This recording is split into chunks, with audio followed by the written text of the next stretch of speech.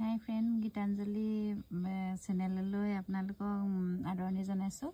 এইটো হুহুনি বন বা মাৰচাং শাক বুলি কয়। এইটো বস্তুটো মানে কি, এই হুহুনি বনটো আপোনালোকক কি কাৰণে অতি দৰকাৰী বুলি মানে উপকাৰী, এইটো ঔষধেই হয়।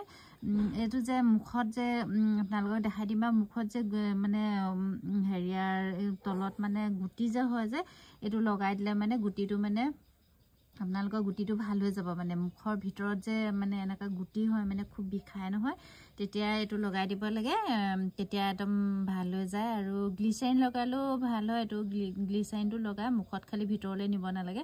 আৰু এইটো মানে একো অপকাৰী নহয় যে, এইটো লগাব পাৰে আপোনালোকে।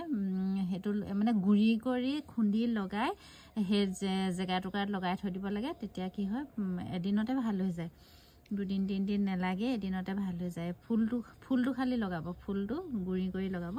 এনে হাতত মোহাৰিও কেতিয়াবা লগাই দিব পাৰে, তেতিয়া ভাল হৈ যাব। আৰু ভিডিঅ'টো ভাল পায় যদি শ্বেয়াৰ কৰিব। এইটো বিশেষকৈ মুখৰ ভিতৰত প্ৰায় গুটি হয়ে নহয়নে, এইটো বহুত উপকাৰী হয়। আপোনালোকে ভিডিঅ'টো শ্বেয়াৰ কৰিবই। শ্বেয়াৰ কৰিলে অন্ততঃ বহুতকেইজনে গম পাব। মই প্ৰায়ে কৈ থাকোঁ শ্বেয়াৰ কৰিব। আপোনালোকে শ্বেয়াৰটো কৰি দিবচোন, আঙুলিটো টিপি দিব, আপোনালোকৰ একো নাযায় নহয়নে।